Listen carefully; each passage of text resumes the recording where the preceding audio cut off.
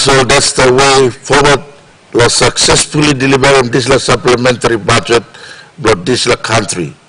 Me pray and me asking you, President Prime Minister, opposition leader, now all the ministers, now all the 111 members, Lord Parliament, that you had to select him out of 8 million people of this country. Give more wisdom, direction, so that this 5-year term of Parliament by finish the next 6 months.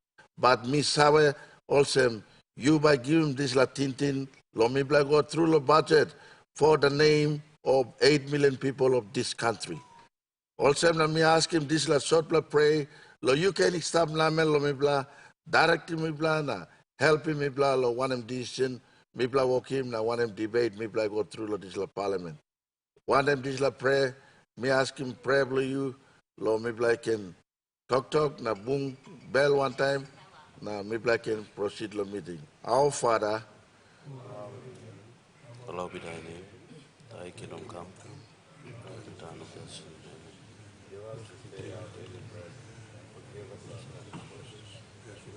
Those who transgress against us, temptation, deliver us from evil. Is the kingdom, power, and glory, forever and ever.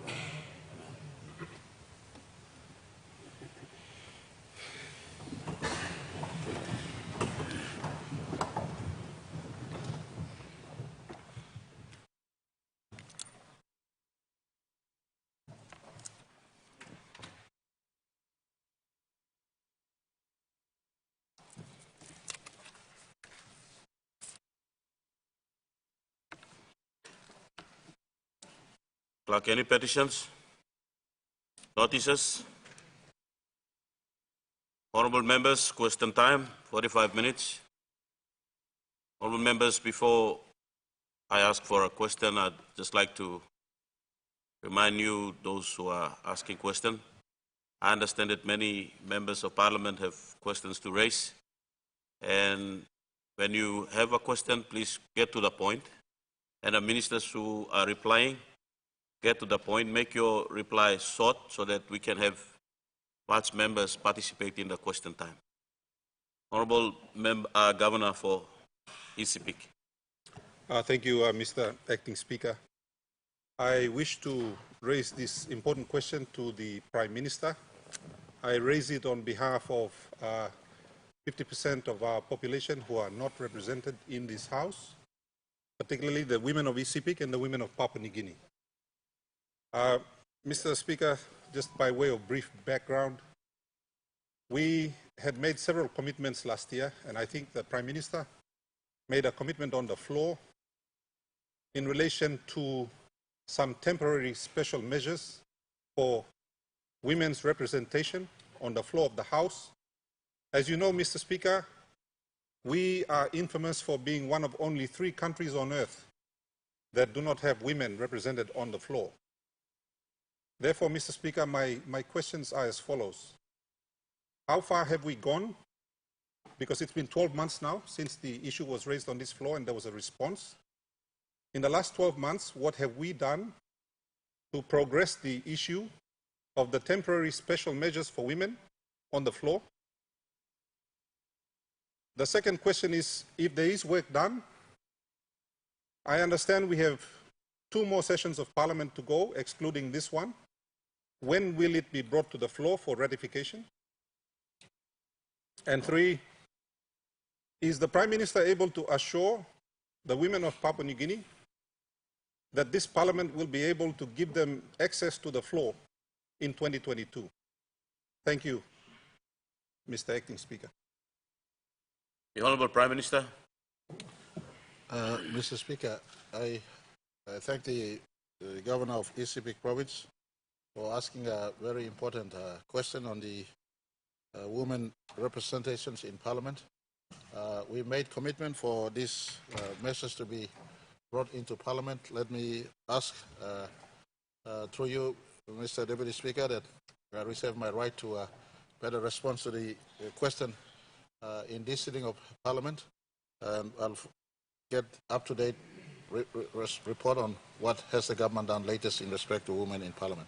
Thank you, Mr. Speaker. The Honourable Member for Northeast. Thank you, Deputy Speaker.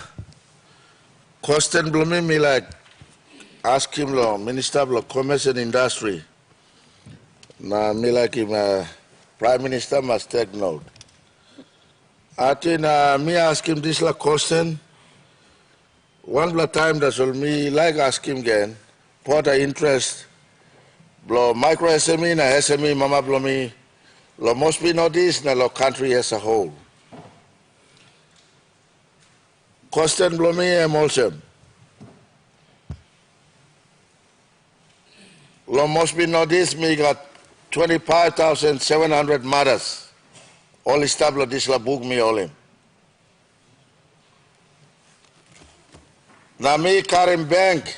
Honourable Member, before you ask your question, my clarification to the Prime Minister. If Prime Minister, you can help the Chair, since the Minister for Commerce Industry, it will be under your care to respond to. Okay, we've appointed the Honourable William Samp as the Acting Minister for Commerce and Industry, so Thank you. if you mind, the question can be answered by him.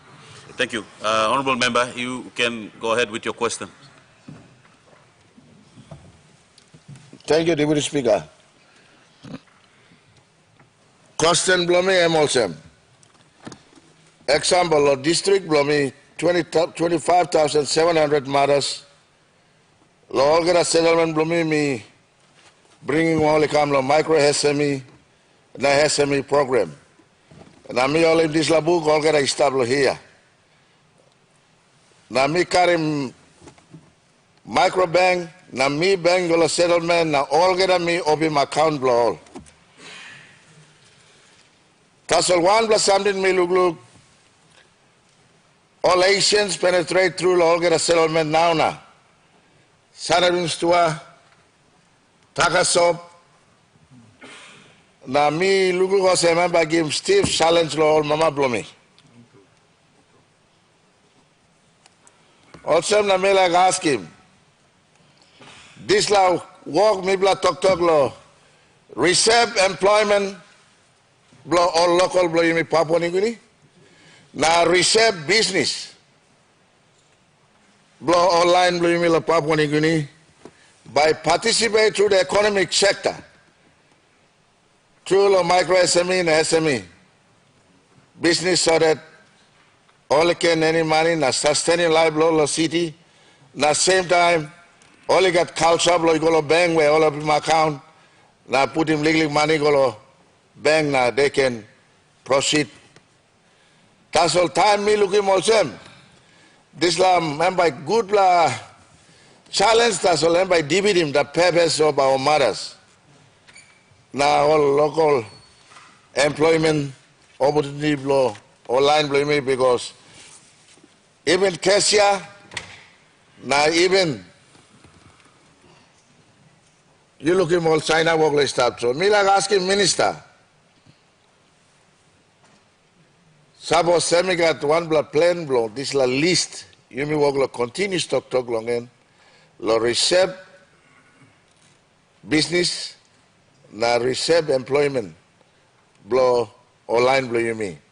So that you may can sawe na you may can go to business na go long all work man Mary blow you me lo. This la country. Thank you, Mr. Deputy Speaker. The Honourable Minister.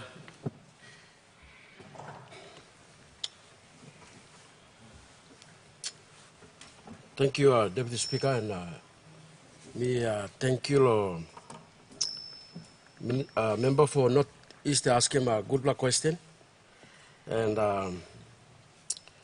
firstly, me talk thank you, Prime Minister, allowing me also in my acting role in this important ministry. Firstly, to answer his question, Mr. Deputy Speaker, there's already been an amendment to the IPA Act endorsed by NEC, and then now it's with LFC, the legal people get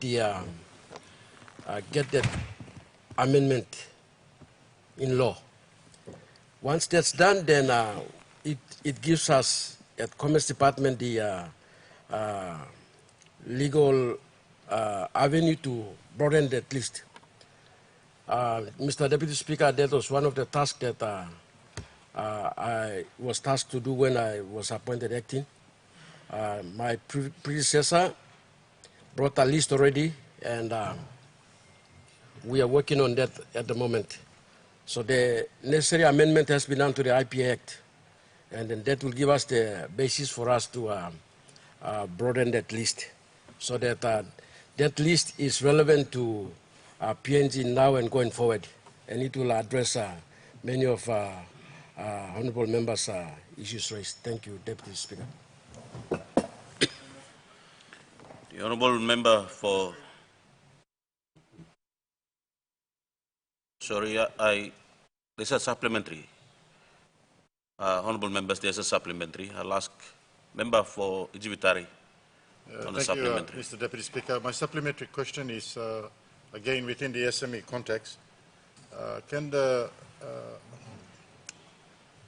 Minister just assure this House and assure our SME operators that where the cottage business is restricted for Papua New Guineans only, I understand that some foreign investors or people coming into this country are engaging with Papua New Guineans by making them partners or either using their names to apply for IPA registration of such businesses and enter into such areas. So can the Minister also look into this or inform this House whether they look into this to ensure that any cottage business is protected for Papua New Guineans? Thank you, Deputy Speaker. Honourable Minister. Mr. Deputy Speaker, I thank honourable member for asking that question. In fact, part of my work for the last 3 weeks has been between Commerce Department, SME Corporation, and IPA. And it's also in line with the reserve list that now that this amendment is in place, then once it's into law, then we will address those issues. So that's one of the issues that I want to get a clear understanding on with my department and agency, and yes, we are working on that. Thank you. Member for Alotau. Thank you, Mr. Deputy Speaker. I rise to put a question to our hard-working telecommunications or communications Minister, and it is a question without notice. But Minister, thank you so much for your comprehensive statement last week, which I did attempt to debate on, and also in the related space, the important bill brought by the Minister for Justice as well, relating to the electronics transactions bill. Mr. Deputy Speaker, in relation to the statement from the Minister, one of the important aspects in there, and we all agree to the wonderful benefits that come from having an efficient and modern telecommunications sector. But I think the important question to the ordinary Papua New Guinean living in a village that doesn't have access to a network, or when he does have access to the network, the cost of accessing that data, I think, is the important question that we want to ask. And in that respect, Mr. Deputy Speaker, the former government made significant investments into the infrastructure in telecommunication. One of the critical ones was updating the undersea cable that is our data highway to the rest of the world, being the Coral Sea cable, now named Coral Sea number 2. And the Australian government assisted us to upgrade that cable by spending 200 million Australian dollars, being 2/3 of the cost of that cable, and thereby upgrading the capacity and speed of that cable by 20,000 times. Mr. Deputy Speaker, obviously part of that intention, that international gateway, the domestic submarine cable that was also invested in, the terrestrial fibre optic cable, the primary intention is to make those services available to our people, but at a more cost-effective rate as well. That Coral Sea number 2 cable was commissioned in February of 2020, almost 2 years ago, Mr. Deputy Speaker. And my question, which I'm sure ordinary Papua New Guineans are also wondering, is when are the benefits of that virtually free cable from the Australian people to our people is going to translate through our complicated government system, including DataCo and NICTA and all these agencies, into actual real reductions in data costs to our people? That is my question to the Minister, Mr. Deputy Speaker. When? Thank you. Minister for Communication. Thank you, Deputy Speaker, and thank you, the good member for Alotau, for asking this very, very important question. Because it's a very important question and it needs a lot of detailed answers, I will ask if I can bring in a good reply to the Minister, because a lot of our people want to hear. And I need to consult Data Core and, of course, NICTA to get a good information to answer this question. Thank you, Mr. Deputy Speaker. The member for North Fly. Acting Speaker, asking Blomi Igolong Prime Minister, in case we forget, I asked this question in the last sitting, a series of 13 questions directed to the Prime Minister regard to Piniang. And no one good plans have been come. Now I was advised by the Prime Minister on the 12th, that day when I asked, he said, give him a written question and CC to the Minister responsible for gas and petroleum, which is not here. And I'm asking today, suppose me can kiss him and sablo, this 13 technical questions, or suppose if that's what they think, enough lolly can give him answer. Thank you, Tro. Law side lo Piniang. The Honourable Prime Minister. All right, thank you, Mr. Deputy Speaker. Me apologize if questions, answer block question, go back long, member block not fly, who said the electricity Penang resources slip long. I'll get the Petroleum Minister to make a written response. I think it's just written from a meeting with ExxonMobil to ensure that we progress Penang. Me give him talk assurance or some time block consult him, provincial government, landowners. That consultation will take place with them. And as far as the benefit is concerned, we're working very hard to secure additional benefits. The Minister has just written, in fact, this morning he arrived. He'll get a written report to the questions that was raised, very important questions on matters dealing with Penang. And that assurance was given to him. If the response has not gone to him yet, then I will follow up to hand over the response to the leader who asked his questions. Thank you, Mr. Speaker. Member for Tewa Siasi. Thank you, Deputy Speaker. Deputy Speaker, I'm asking Blomi, but I'm asking Golong. Ministry of Higher Education, Science and Research. Before let me ask him, Mr. Deputy Speaker, now yet you may say we got high number of graduates coming out from or secondary schools play me. Now me work play me too engage more long all schools so can improve skills and knowledge before come out be engaged in a wider community. On that note, Mr. Deputy Speaker, asking the members, enough Minister talks how you belong. Now you got how much play all technical schools, technical colleges, or polytechs, and TVWAN schools lo Papua New Guinea staff. Number one. Number two, one plan now lo ministry got long em. Whether you me putting more sample technical colleges, TVWAN, or other schools, government got plan two or no got. Number two. Number three, so say we got plan. You make a plan on Nupla colleges, then everything one of them straight, but you should expect him as a Nupla colleges like coming to place, like catalog. There's a big number of smart will come out long, grade 12. Number four, I must say, me believe was the minister sabe, or you know sabe. So some technical college or TVWAN staff province play me. You know I'm considering me, like TVWAN me can see one problem. Thank you, Mr. Deputy Speaker. The Honourable Minister for Higher Education. Thank you, Mr. Deputy Speaker. Na thank you through law. Member blo Tewa Siasi lo ask him all this triple good question ni kam. Thank you through lo plan blo government at the moment. Lo answering all question blo you me. For the TVET in the country, and we plan to build TVET colleges in almost all the districts that we have. The districts don't have TVET colleges. It's in our government's plan to make sure that all the kids that come out of grade 12 every year we give them an opportunity to further their education. Those who can't go into colleges and universities, they got to go to TVET school where they learn about carpentry, mechanic, and with the TVET schools at the moment, we also going into IT classes as well, and even tourism and hospitality as well. So that's with different districts that we have.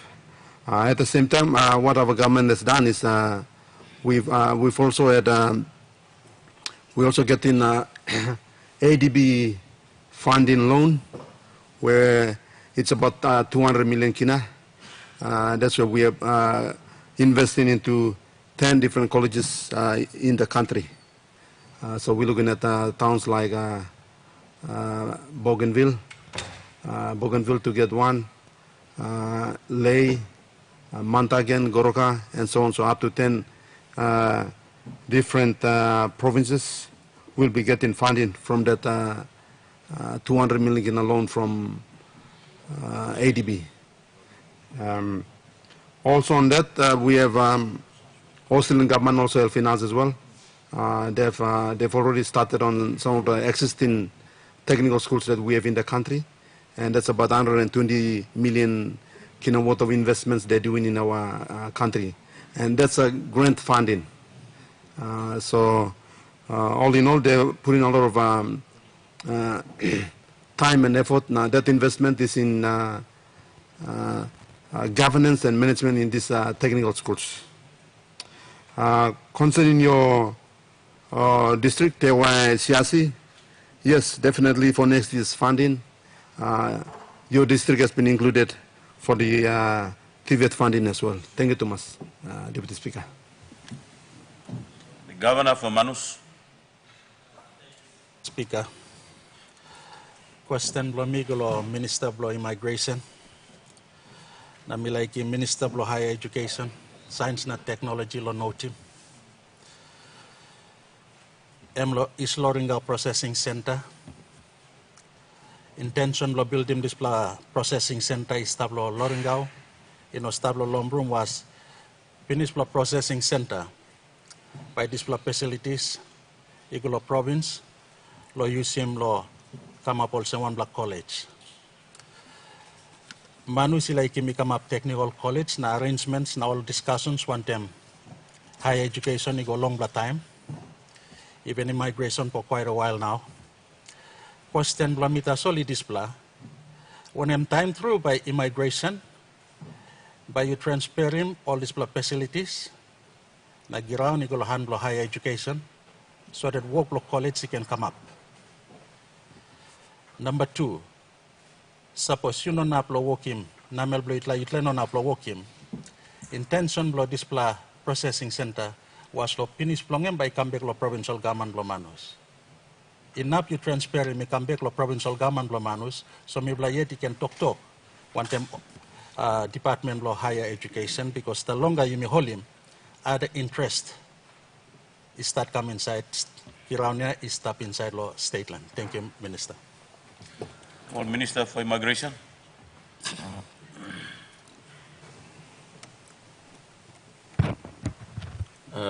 Thank you, Deputy Speaker. Through you, I thank the Honorable Governor for Manus for two very important questions. It relates to the refugees resettlement center in Manus. In the previous government, as we all know, under the RRA arrangement, the refugee resettlement arrangement, the refugees were supposed to be processed there. Now that the facility has been, the refugees have been moved to be processed in Port Moresby there at Bomana, where we have the Bomana Immigration Center. The governor is correct in saying that the facility is left idle there. But it's not left idle, Mr. Deputy Speaker. The facility itself is worth millions of kina, and there are a lot of equipment and the facilities there. That's worth of millions of kina, and we, Immigrations Department, are managing it right now as we speak. But back to his two questions. The first question is, when will the department transfer the facilities over for the purpose of establishing a technical college? Under the Marape government, discussions between the Australian government and our government concluded that the facility will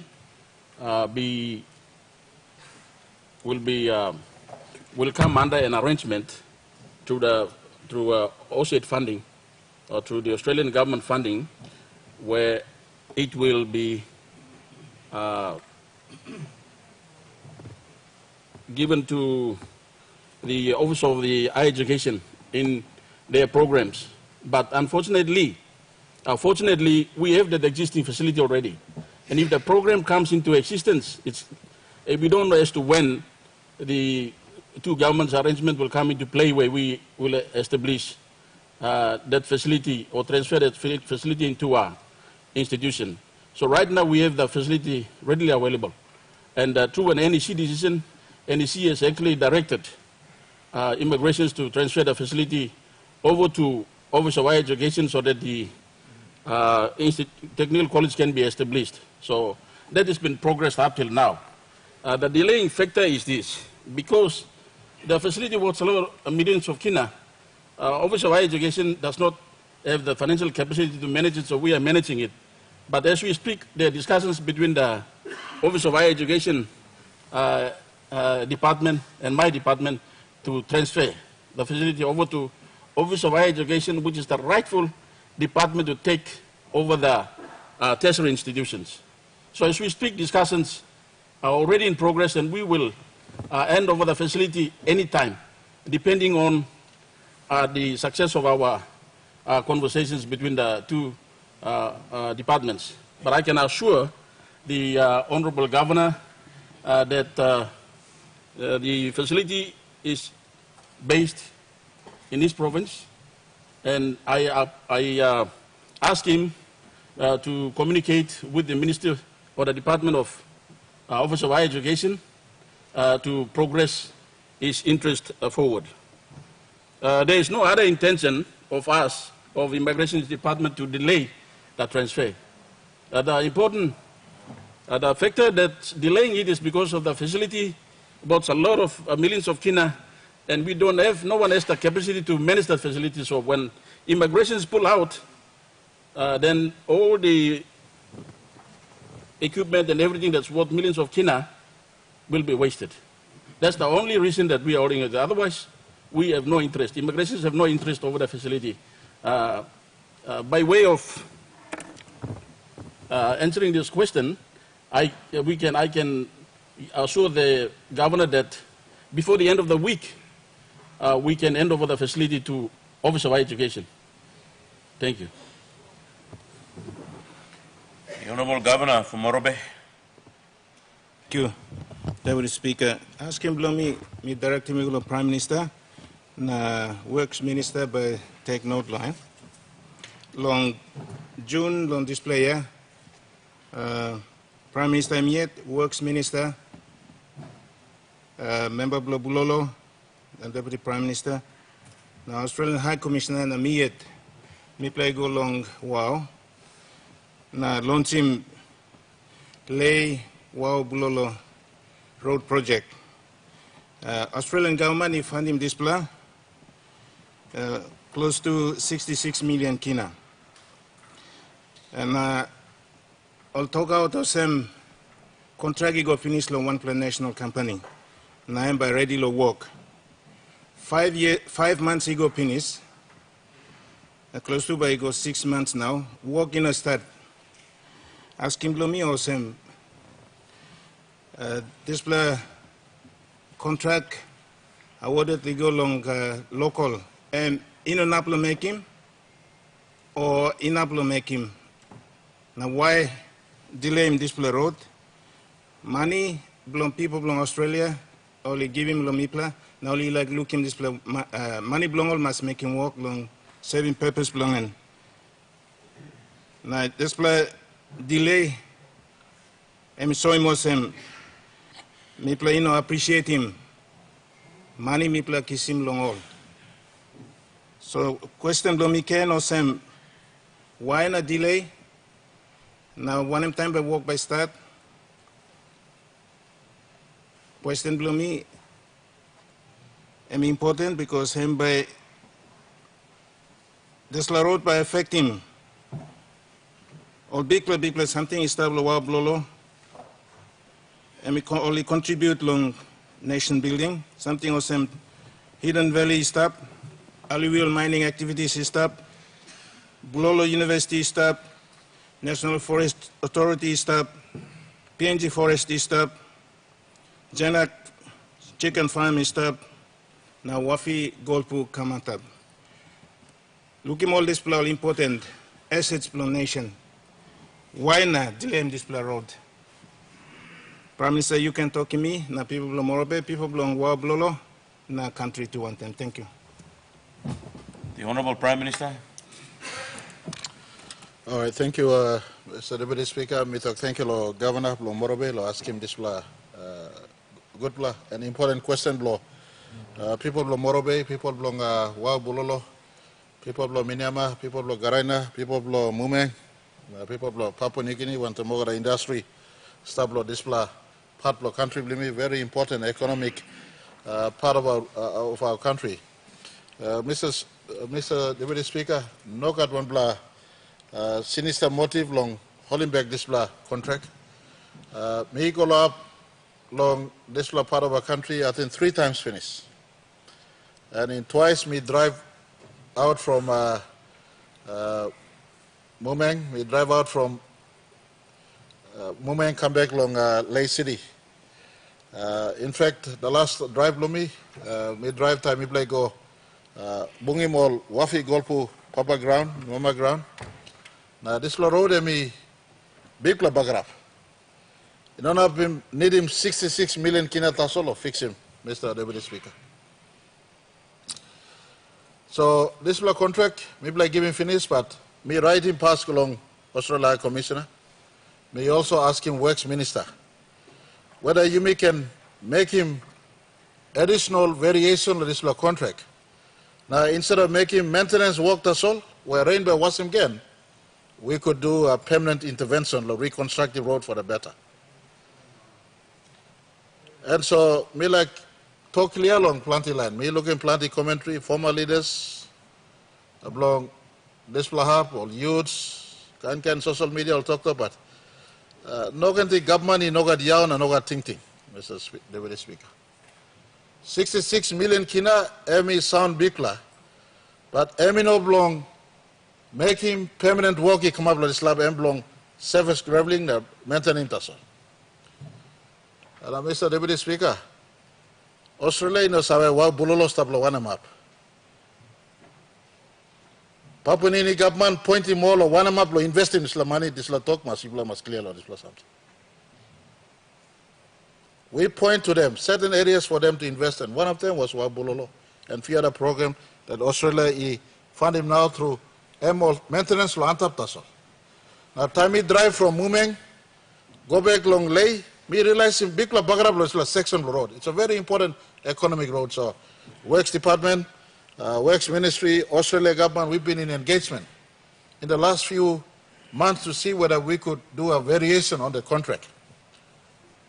And for us to also assist in investing quite substantially, go inside Isla Road, especially section from Mumeng, come back to Makamwara, or come along 9 mile 10 of in fact. Because as me drive now, I was privileged in one instance to be driven by our Deputy Prime Minister, the Honorable Sam Basil, the local member himself. He drove me back.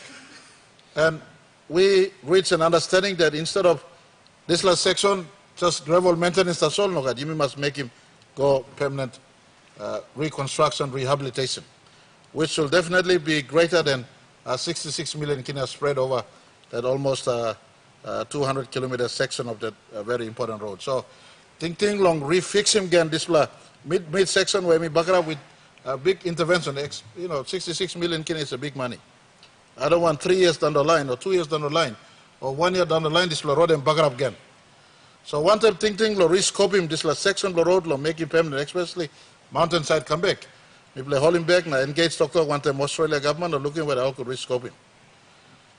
Now we've found a way out of this one. Maybe this contract can go, but there's a section number, Works Department, and as I speak, the Works Minister in the Works Works Manager Lolei. Let me clear, me making one block call golem too, and me ask him Salim team blogan. Go and assess him, one cost for this section. So Governor me give him Belisi or you now, all people of Morobe. Nogat on the second thought, Abrusim la contract, Nogan run Nogat. People are working good workless section. And of the 100 million kina IDG, blow you long Wafi Golpu, 3 million each lo Morobe district companies, 10 million come long Morobe provincial government companies, lo make him all appropriate infrastructure in and around Wafi Golpu area. Now balance 50 million stabia, me by use him on top of this 66 million kina na section, especially this mountain section past Mumeng na come back. You may making big plus or me asking Works Department. Now this contract only run him long, look him how you could overlay him, tupla work one time. So instead of just sigrabi mantap na rainy was him within a month, let's do the permanent reconstruction. There's a section whereby Karem or Kago Golong Zinek, Kago Golong Wafi Golpu, Kago Golong Antablong Harmony, all Wabulolo Forestry, big economic activities of this lab. So to give greater respect to that part of our country, we felt that instead of just gravel maintenance, we do a permanent rehabilitation in that section of our important road to carry the economy of our country in what they're presently contributing to us, including the Wafi Golpu that will come. So, Governor, think is stop good blah. Me sorry you may wait lick long time. In fact, you've been waiting 46 years for that road to be fixed anyway. So what is 1 or 2 months of delay to get a better outcome than just surface graveling as intended for by the maintenance contract that is being issued. So that work will start, but Works Department has been asked to overlay the movement section with that contract. They could do clearing, go into the technicalities of it, but we overlay with the contract again to make permanent intervention for that section of the road that I saw was very, very terrible. Thank you, Mr. Speaker. The Honourable Governor of Eastern Highlands. Mr. Deputy Speaker, me ask him question from me golo Minister of Mining, but I no stop, so me ask him golo Prime Minister. Firstly, me talk thank you lo Prime Minister blo yumi. Na lo give him talk alright lo me can review him kind of to mine. So review he been go na all the government departments he come present na me lo review me looking was me straight him good pathway lo benefits by coming chat lo Eastern Highlands na country. So far kind of to mine he pay him around Nuplo mining company that's only pay him around 100 million or something as a corporate income tax. Now, only 2 he rank him kind of to minus him greatest gold discovery in the world. Now, Mr. Speaker, Mipla yet lo Eastern Islands government, now landowners, all stakeholders, where Bamplexing benefit, Mipla is still wait law, this review law NEC by endorse. So last year come now, Mipla finish him one all here now. Now Mipla still waiting. One time straight. Question by me by Golo Prime Minister. Number one time straight by all compliance team or states all only by finishing all compliance or looking legality blow display review na by Golo NEC. Now at least mipla government on the ground na company mipla signing MOU because as I'm speaking we are missing out big times. Big time mipla missing out.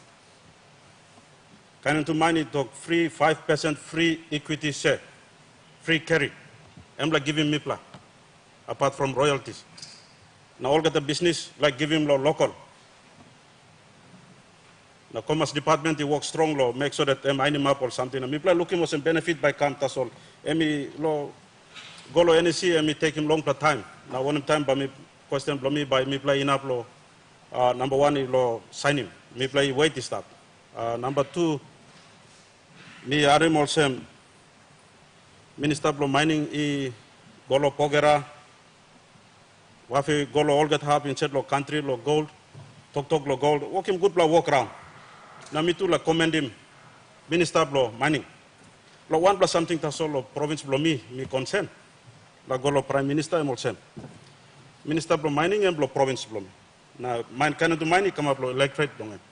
Me play round the whole get up blow country. I look os pasta I pray lo not line by Golo heaven.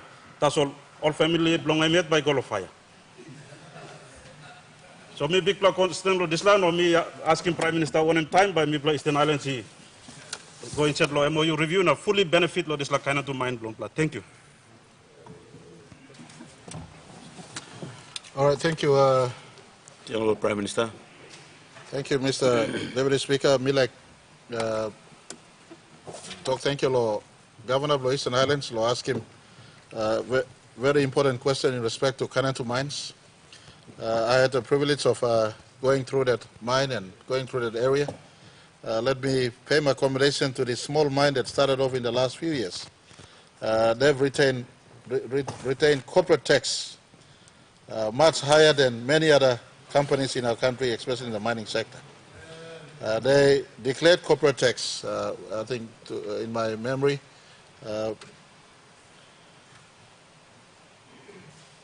they saved less than 3 or 4 or 5 years in production, and for them to return corporate tax to us at the very earliest is a sign of good corporate citizen or resident in our country. And me talk thank you all long this passing long all. In terms of this MOU review, let me ask him, Mining Minister long ramp him up work block. Of course, he's been very engaged with Pogra. He's been very engaged with Wafi Golpu, and but not to say that the Kanatu mine has been left at the back pedal. I think his department has taken carriage of this matter. And in January, we target to have engagements with provincial governments and landowners in Pogra, provincial governments and landowners for Wafi Golpu in Morobe, and provincial governments and landowners in Eastern Highlands. So these 3 mines will receive our attention, and I'll get the minister to respond to you in writing. And because you've asked on the floor of Parliament, maybe the Minister should respond through Parliament also. Thank you, Mr. Speaker. The Leader of Opposition. Mr. Speaker, Mission up too long. Ask him a series of questions. You go along with the Prime Minister Bloyumi. Mr. Speaker, last week, me raised him a series of questions concerning the gold bullion project, the gold refinery. Now me been talking to him why the rush deals on these very important national assets. Mr. Speaker, me soon up again now long asking questions lo not la rush deal. Emlo Purari power project. But before me go and ask him a question, Mr. Speaker, me give him the background. Number one, something, Mr. Speaker, around 2020, Prime Minister was led by the Governor for Eastern Islands to sign a 45 billion kina project in Goroka Eastern Islands with some Koreans. Now, maybe been raising issue or some you may working due diligence. All this line or no got? Honourable Governor, what's your point of order? Point of order, Blomi Emolsem. Prime Minister, he misled me as a governor of the province. Display understanding tasol. Blomipla and investors got thinking long Blomipla put him understanding without any obligation to the state or provincial government. Thank you. Honorable Governor, I think the opposition leader is not mentioning that the Prime Minister or you misleading, but you have in your delegation led Prime Minister. That's what the message is. Opposition leader. Thank you, Mr. Speaker. Me like to say, Eastern Highlands Governor been leading, talking Prime Minister no witnessing. 1.45 billion kina project. Now me raising concern lo this la time also me working due diligence lo this la company or no gat. This la money in companies lo country or no gat. So asking the lo me asking this question because planting lo projects. I mean, need plan the work. You need to work in carry out due diligence. Law company where you may engage one time more. Mr. Speaker, you may all member of the House. You may too, we must raise some serious concern on this kind of project. Because you may engage one time more companies where you may like carry come to country. Nunggu you may are mo samo this laman and billion na you may club nothing lo this laman.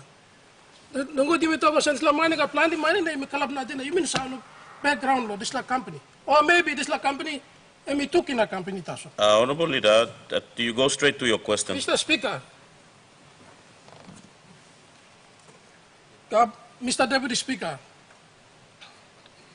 government through law officials blame recently law Glasgow law COP26 signing one plan. $5 billion deal. One time, mining giant, Fortescue Future Industries, owned by a controversial Andrew Forrest, the Australian entrepreneur. One time, subsidiary company blame will call him Fortescue Industries, PNG Limited. Deal you sign him. In Papua New Guinea, you may sign him to Scotland, Glasgow, to Scotland. Why you may sign him to Deal, Scotland? Purari Wara is to Scotland or is to Papua New Guinea? Now, why is it so relevant for Global Climate Change Summit to sign this Purari Power deal in Scotland? Is this a Scotland firm, Mr. Speaker? These are questions that we as members of parliament and the government should ask. Mr. Speaker, question from me also. Why the rush on this important project, or much talk about important projects, just 6 months leading into the national general election? Number two, why rush these projects when we have not started or we have not reopened Porgera mine? When can we start the Porgera mine? When can we start the Papua LNG project? When are we going to start the Wafi Golpu or approve Wafi Golpu and construction stage begins? And now we are venturing into new projects. Mr. Speaker, this leads me to ask additional questions. These projects that I have mentioned, like Papua LNG, Porgera, Wafi Golpu, are proven projects. The gold refinery, these priority projects are not proven projects, Mr. Speaker.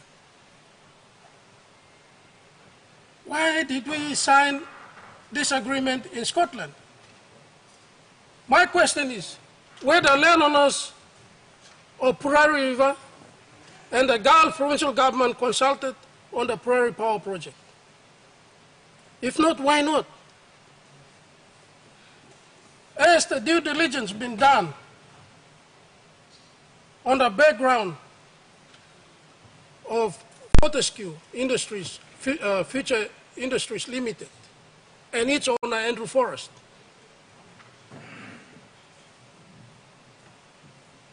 Number 3, has any feasibility been done on the Prairie Power Project? And what are the benefits, if it has been done, what are the benefits to the nation, the cost involved, and the timelines to this project? Mr. Speaker, if none of this has been done, then why do we rush into signing this deal? Thank you, Mr. Speaker. The Honourable Prime Minister. All right, thank you, Mr. Speaker. Let me thank the opposition leader for asking an important series of questions that was prefixed against his inference that there's a rush for us to develop these projects. Mr. Speaker, contrary to that inference, there is no absolute rush. In fact, our country is a living organism. It will live on beyond the timelines of elections. It will live beyond the timelines of elections. Government, whether it's my government or government into the future, must be in the business of setting out for foreign investments and credible foreign investments to come into our country. And we're not time-bound by elections or time-bound by a year in government, etc., etc., contrary to that. Government, and when we took office, we on the specific mission to ensure that we not just deliver one or two, but deliver many projects to ensure the foreign investments come into our country, the foreign direct investments that will bring new jobs, that will bring new infusement of foreign capital into our economy. So government will not sit back and say, all right, let's get Pogo out of the way first, and then let's bring Papua out of the way, let's bring others that is on queue, and then we talk about new investment. No, God. Contrary for that, to that, MIPLA, we task all leaders of state, including the honorable members on the opposite side. All of us are in one economy, one country. We must all make it our business to be agents to sell our country as a place of investment, as a place of investment. Just because we're pitching out with the investor doesn't mean that we've already agreed to that investor being given a space of investment in our country. Contrary to that, again, due diligence take its course. The process of government will take its course. And I just make one reference to POGRA as a case in point. When we sat at opposite side to discuss for a commercial agreement with Barrick, we outlaid to them our principles. They subscribed to our principles. And one of them, key amongst them, was that we will be on the outside of equity, and we will not compromise the majority equity in a new venture going forward. We will not compromise all legacy issues. We will ensure that we have the greater project economic benefits to our country. And so the commercial negotiations were agreed upon, and then we went into the due processes. For instance, the framework agreement signed. Subsidiary to the framework agreement, the commencement agreement that was signed. And subsidiary to the commencement agreement, there will be operatorship agreement. There will be the joint venture company agreement set up. And so those, in every stage of the process, Mr. Deputy Speaker, through you for the Honorable Opposition Leader to be satisfied, in every step of the process, all instrumentalities of government are put in place, especially state solicitor, especially our justice and our state lawyers, especially our treasury, to ensure that whatever we are doing is consistent with our country's law and not outside of the space of our law. And right in every check and gate to check the process before those project agreements are moved, the opportunity for review, consistent with what was signed already. So, may I give him barely seen assurance kolong opposition leader also no god on the deal by Rasim at the expense of our country's security, sovereignty, and economic gain into the future. Our country is littered with so many experiences. For instance, this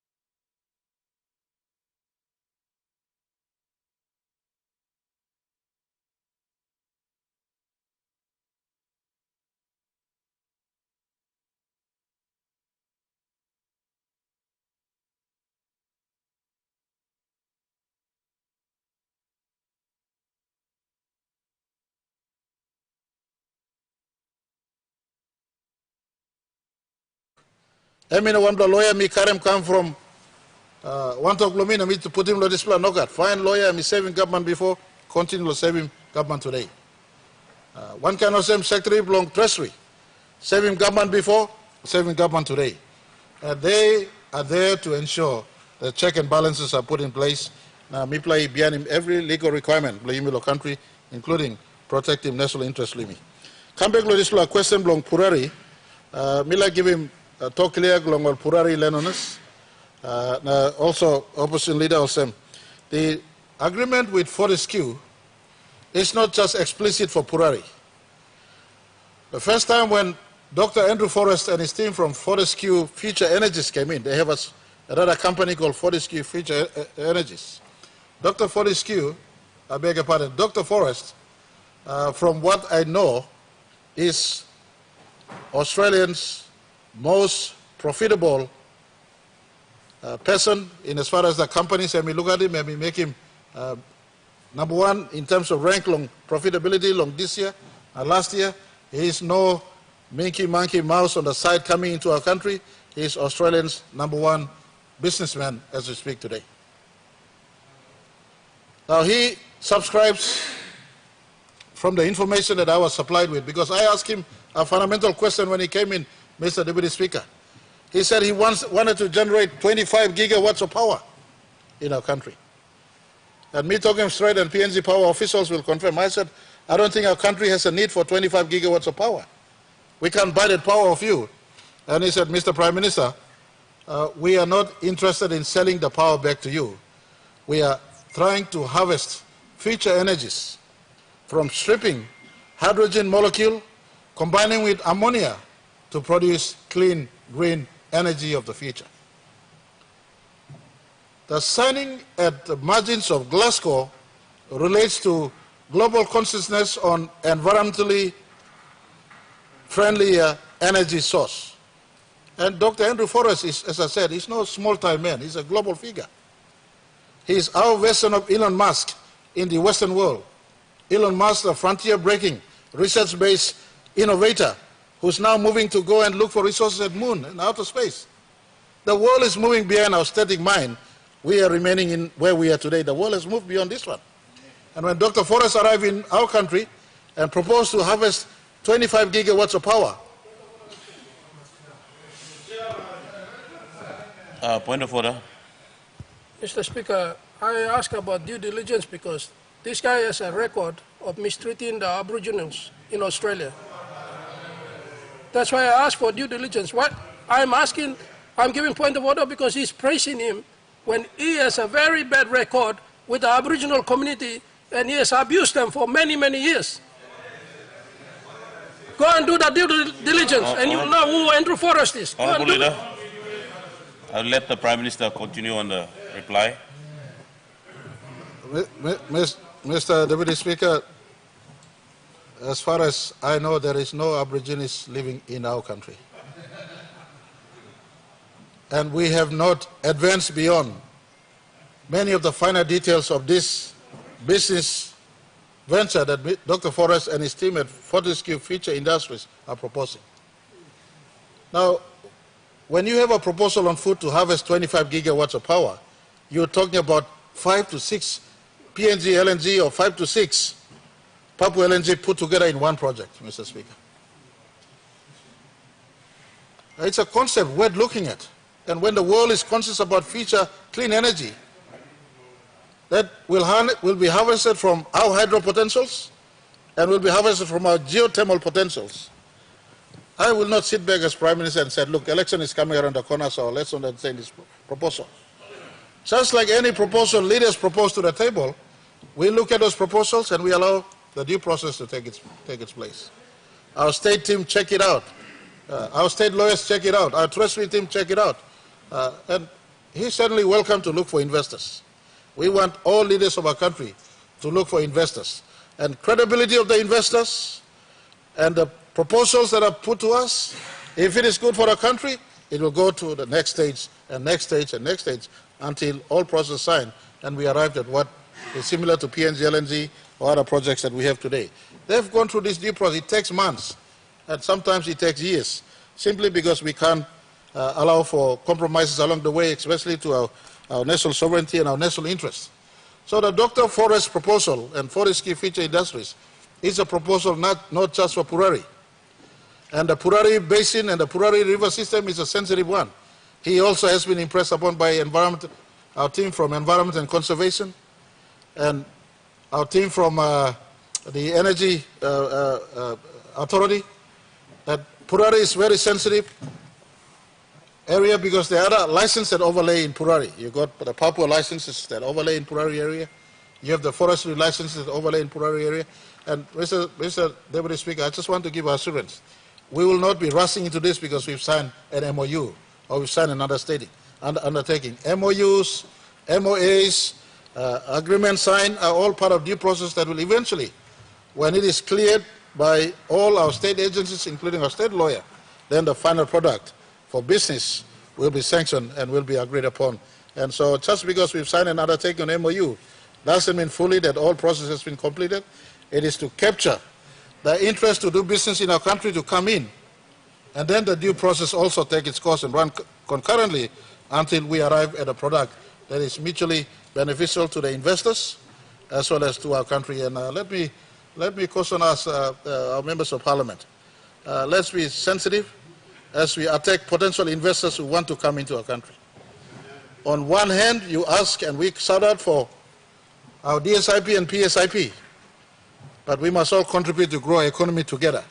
And growing economy comes at the back of foreign investors who want to come in.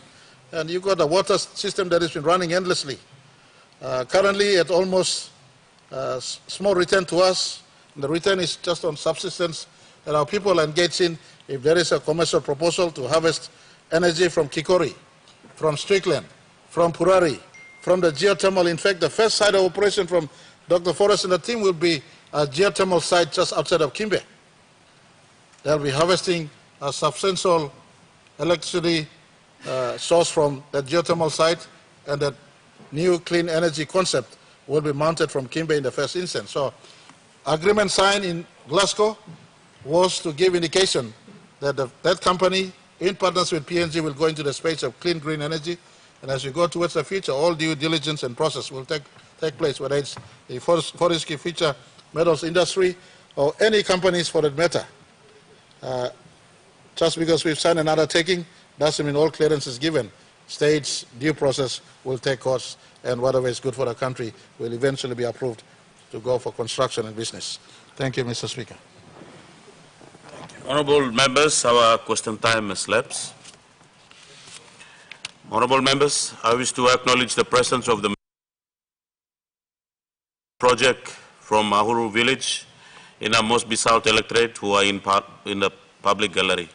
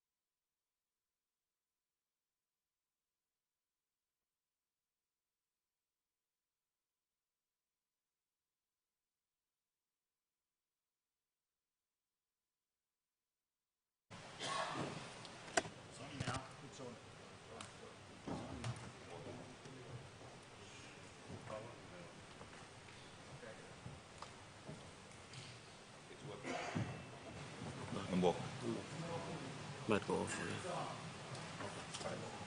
You can try.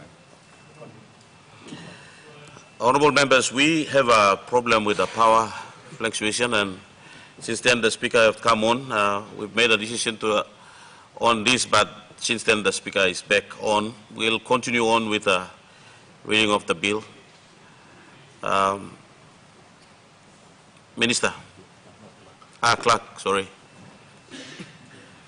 First reading, a bill for an act for the A purposes of implement Part Raminai Constitution office holders and constitutional institutions of the Constitution in Section 1776 of the Constitution, and B, additional functions to those functions conferred by Section 1772 of the Constitution, and C, processes for obtaining legal aid to implement Section 1775 of the Constitution by providing for the public solicitor to make reasonable charge for the services provided by the public solicitor and for related purposes. The Honourable Minister. Mr. Deputy Speaker, I ask that leave of Parliament to move the second reading forthwith. Mr. Leave granted. Ayes have it. Minister for Justice. Mr. Deputy Speaker, the Public Solicitor is a constitutional office recognized under Section 221 of the Constitution and is mandated to provide legal aid to the disadvantaged, the marginalized, and the impecunious people of Papua New Guinea. During the consultative phase of the planning and drafting of our Constitution, our forefathers envisaged an independent governmental institution that must provide legal assistance to the people. In their wisdom, they stated, and I quote, "We do not consider that private practitioners will be able to provide legal services on the scale and of the nature required by our people in the future, nor do we think they can be expected to do so. We are convinced that the office of the Public Solicitor is the best institution to provide legal assistance to the great majority of our people," and unquote. Mr. Deputy Speaker, since the coming into effect of the Constitution in 1975, the Public Solicitor has relied on the prescriptions of the Constitution to carry out his function and additional functions in an ad hoc manner. The passage and enactment of the Public Solicitor Bill 2021 will guide the Public Solicitor in carrying out his core function and providing legal aid to our small people and other important duties prescribed to him as a law officer under the Constitution. Mr. Deputy Speaker, Section 117, subsection 5 of the Constitution provides that an Act of Parliament may make provision for the Public Solicitor to make a reasonable charge for services provided by him to persons in need of his help, whom he considers are able to make a contribution towards the cost of these services. Mr. Deputy Speaker, in 1976, Parliament enacted the Public Solicitor Charges Act 1976, giving effect to Section 117, subsection 5 of the Constitution, and enabling the Public Solicitor to require a reasonable contribution from only those who can be able to contribute towards the cost of legal aid.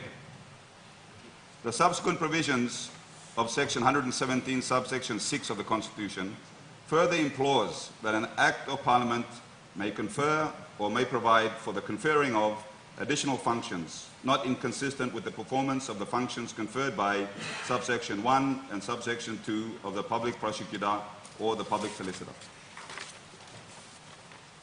Mr. Deputy Speaker, since the inception of our Constitution in 1975, and while as this sister organization, the Public Prosecutor Office, enjoys the Public Prosecutor's Office and Functions Act passed in 1977, under the same section, 117, subsection 6 of the Constitution, the Public Solicitor remains without enabling law to advance his office administratively. Mr. Deputy Speaker, this bill seeks to assist the Public Solicitor give effect to the Constitution by providing and regulating A, the provision of legal aid, and B, protecting and facilitating for the enforcement of the constitutional rights of all persons, and C, making reference to the Supreme Court on any question of law which arise from the discharge of his functions or on the constitutionality of any law.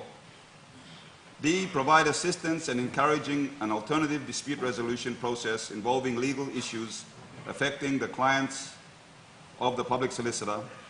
E, engaging with or supporting non-governmental agencies, international organizations, or bilateral partners, or government bodies insofar as it concerns or relates to national justice administration.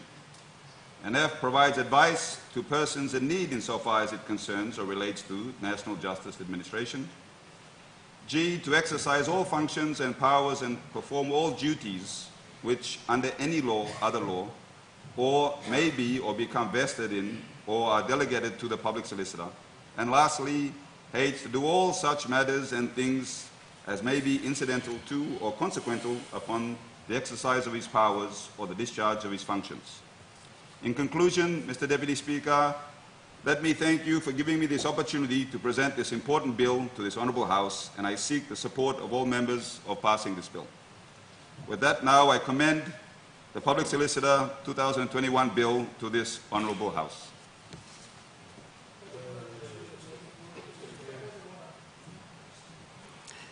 Honourable Member, if you say there's an point of order or otherwise, there's a place here for you to make a debate or point of order.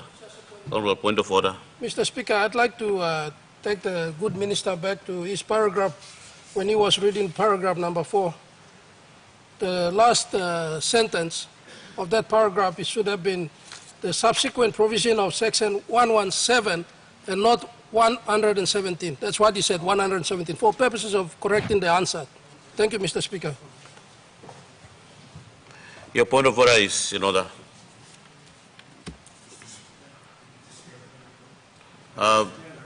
Honourable Member.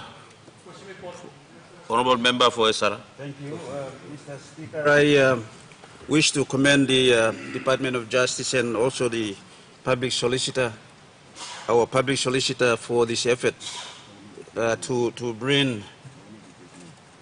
Oh yes, Mr. Speaker, I'd like the Parliament to take note of the presentation and be allowed the opportunity to debate. Make your debate. Thank you.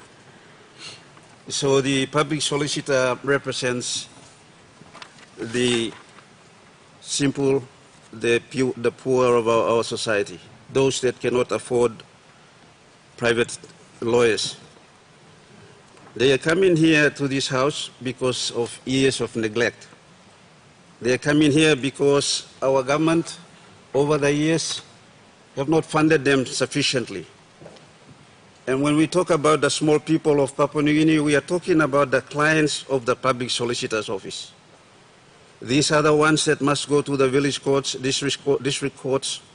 Many of them go to the national court. These are the ones that, as the Constitutional Planning Committee said, that are unable to finance their own legal expenses. What has been missing over the years, and something that the Minister for Justice will have to impose upon the Public Solicitor's Office and the Honourable Prime Minister, is for annual reports. These are constitutional offices that must provide annual report on their activities.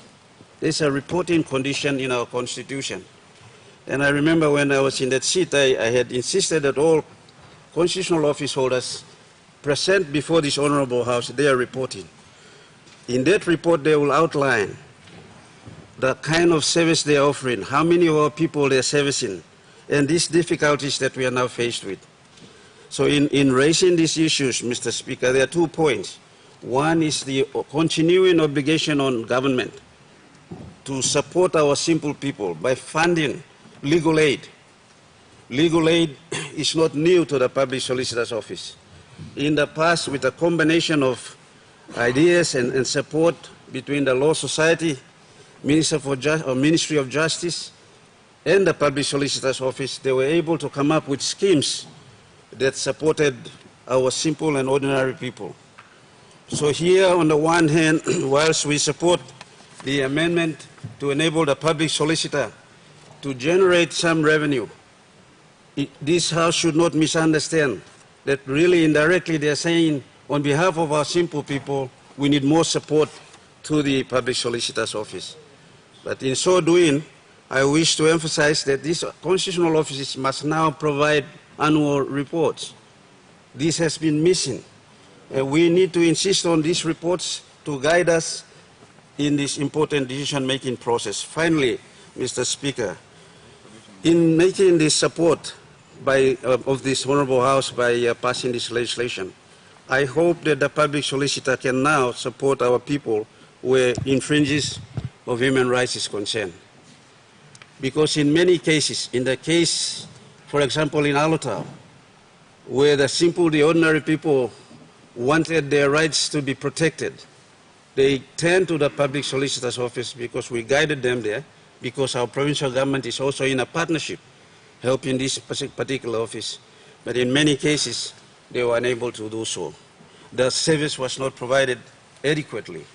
And so, Mr. Speaker, my last point is that the scope of the service of the public solicitor's office should now extend beyond just matrimonial causes, family-related cases, and simple summary offenses. But it should go beyond that to human rights and land-related matters. And also, finally, that, Mr. Speaker, the public solicitor should not forget that his duty is to the nation and to this House to provide reporting. Thank you. The question is that the question be put. Those in favor say aye. Aye. Those against say no. Ayes have it. The question is that the bill now be read the second time. Those in favor say aye. Aye. Those against say no. Clerk. Second reading. A bill for an act for the A purposes of implementing Part Roman 9 constitutional office holders and constitutional institutions of the Constitution in Section 1176 of the Constitution, and B, additional functions to those functions conferred by Section 1172 of the Constitution, and C, processes for obtaining legal aid to implement Section 1175 of the Constitution by providing for the public solicitor to make reasonable charge for the services provided by the public solicitor and for related purposes. Minister for Justice. Thank you, Mr. Deputy Speaker. I ask leave of Parliament to move the bill for third reading forthwith. Is the leave granted? Mr. Minister. Mr. Deputy Speaker, I move that the bill now be read a third time. The question is that the question be put. Those in favor say aye. Aye. Those against say no. Ayes have it.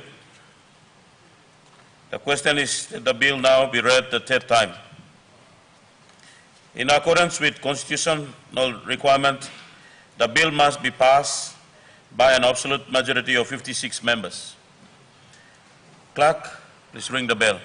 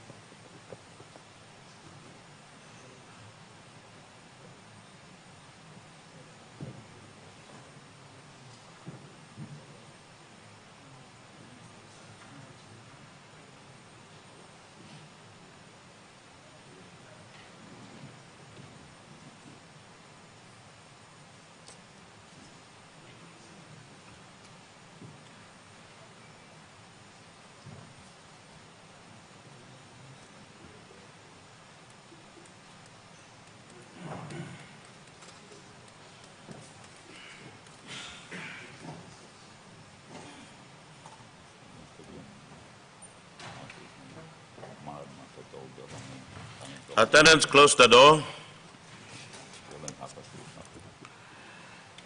The question is that the bill now be read the third time. Would those in favor please stand?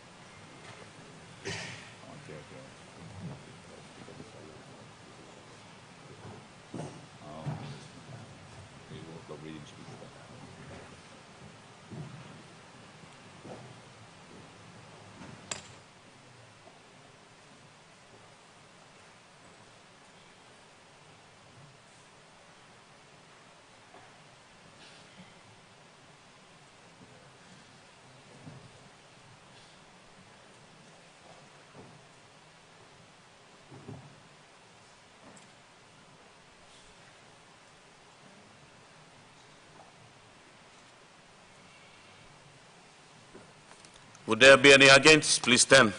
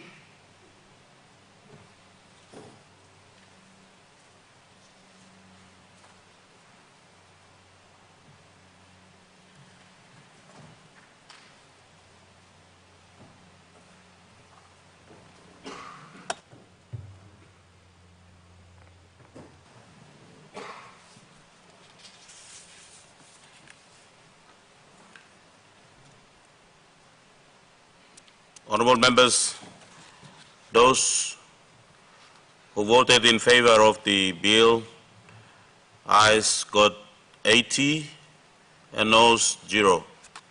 Honorable Minister, you have the support of the House. Clerk. Third reading, a bill for an act for the purposes of implementing Part Roman 9, constitutional office holders and constitutional institutions of the Constitution in Section 1176 of the Constitution, and B, additional functions to those functions conferred by Section 1172 of the Constitution, and C, processes for obtaining legal aid to implement Section 1775 of the Constitution by providing for the public solicitor to make reasonable charge for the services provided by the public solicitor and for related purposes.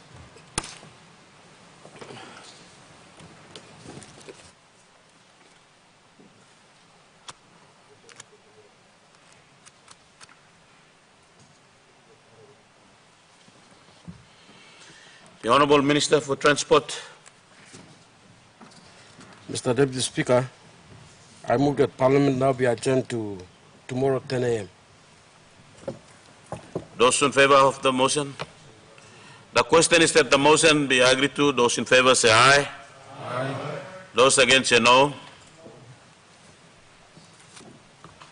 Honourable members, I now adjourn Parliament to tomorrow 10 a.m.